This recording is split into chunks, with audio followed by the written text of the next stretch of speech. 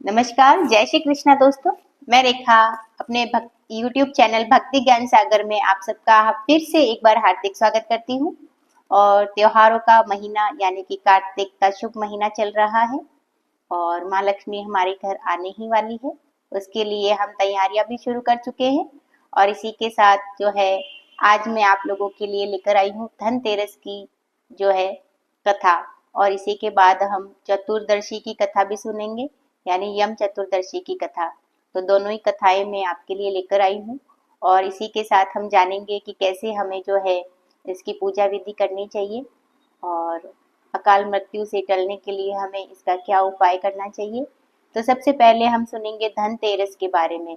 धनतेरस के दिन हमें दीपदान क्यों करना चाहिए और इस दिन हम धन्वंतरी भगवान की पूजा करते हैं और ये क्यों करते हैं, तो इससे जुड़ी एक पौराणिक कथा है और हम उसी से जानेंगे कि हमें जो है दीपदान और धन्वंतरी पूजा क्यों करनी चाहिए। तो एक समय की बात है, एक बार यमराज ने अपने दूतों से प्रश्न किया कि क्या प्राणियों के प्राण हरते समय तुम्हें दया भाव नहीं आता या फिर तुम्हारा मन जो है संकोच में तुम्हारा मन नहीं पसीजता।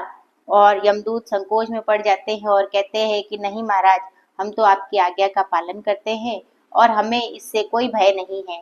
लेकिन फिर भी यमराज एक बार फिर से वही प्रश्न दोहराते हैं और पूछते हैं कि नहीं, फिर भी तुम बताओ, कभी तुम्हारा प्राण हरते समय मन पसीजा हो या तुम्हें दया भाव प्रकट हुआ हो या दुख हुआ हो, तो ऐसी कोई घटना हो तो तुम मुझे अवश्य बताओ और निसंकोच निडर होकर तुम कहो। और तभी दूत कहते हैं कि महाराज, एक समय की बात है और एक बार जो है एक हंस नाम का राजा एक दिन शिकार खेलने के लिए वन को गया और वो वन में खोते खोते दूसरे राज्य में चला जाता है और दूसरे राज्य के जो राजा हेमा होते हैं वह उन्हें बड़े आदर सत्कार के साथ उनका स्वागत करते हैं। और उसी दिन राजा हेमा के एक पुत्र रत्न पैदा होता है और उस पुत्र का जो है जन्म और नक्षत्र गणना करते हुए जो है उनके पंडित बताते हैं कि यदि इस बालक का विवाह हुआ तो वह मृत्यु को प्राप्त हो जाएगा और विवाह के 4 दिन बाद ही उसको मृत्यु प्राप्त हो जाएगी। और यही सुनकर राजा हेमा उसे एक गहन गुफा के अंदर ब्रह्मचर्य का पालन रखते हुए यमुना नदी के तट पर जो है भेज देते हैं। और वही विधि के विधान को कौन टाल सकता है। और राजा हंस की पुत्री वही जो है यमुना नदी के तट पर स्नान करने के लिए जाती है और वह उस गुफा में उस राजकुमार को देखकर उसके साथ गंधर्व विवाह कर लेती है।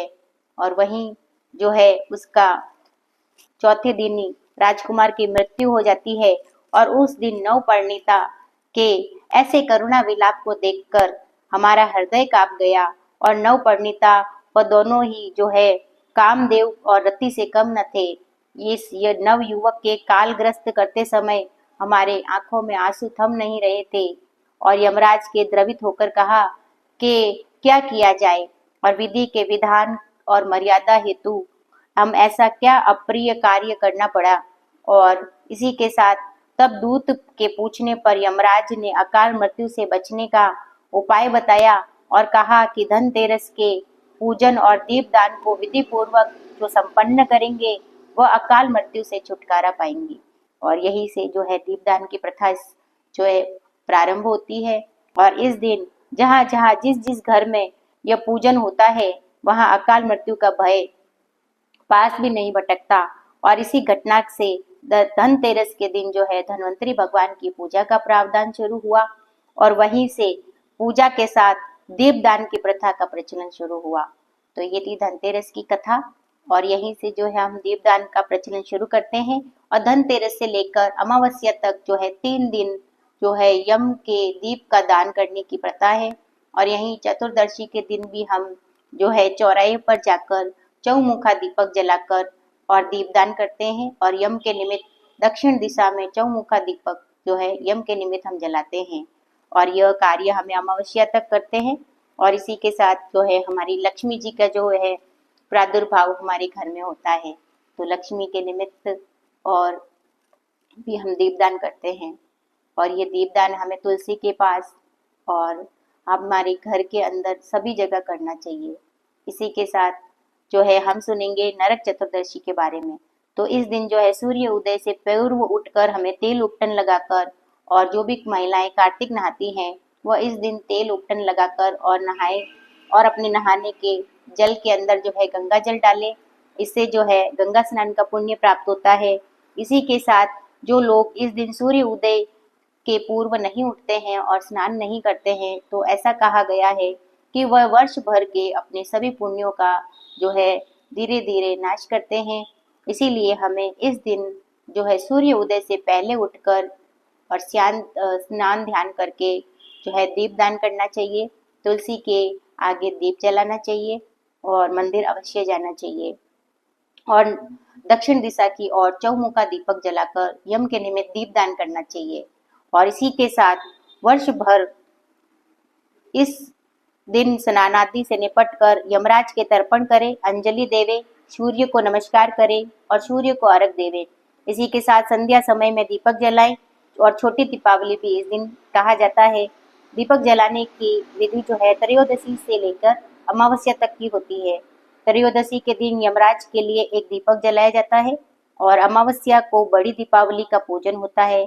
इन तीनों दिनों में जो लोग दीपक जलाते हैं, और यह कारण बताया जाता है कि इस दिन जो है भगवान वामन अवतार के अंदर जो राजा बलि के घर गए थे, और 3 पग भूमि उन्होंने जो है राजा बलि से मांगी थी, और राजा बलि ने उन्हें 3 पग भूमि दी, और भगवान ने अपना तीसरा पैर राजा बलि के सर पे रखा और उन्हें जो है पाताल लोक में भेज दिया था।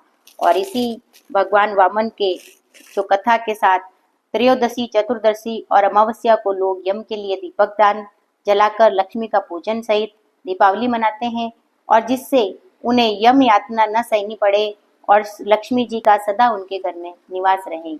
तो ये थी दोस्तों चतुर्दशी की कथा और उसकी जानकारी। और आप लोगों को ये जानकारी कैसी लगी, आप मुझे कमेंट बॉक्स में कमेंट करके भी बता सकते हैं। इसी के साथ आप सबको दीपावली की हार्दिक शुभकामनाएं, धनतेरस की हार्दिक शुभकामनाएं और छोटी दिवाली की भी हार्दिक शुभकामनाएं। आपका दिन मंगलमय हो। इसी के साथ जय श्री कृष्णा। मिलते हैं अपनी अगले वीडियो में अगली कथा के साथ।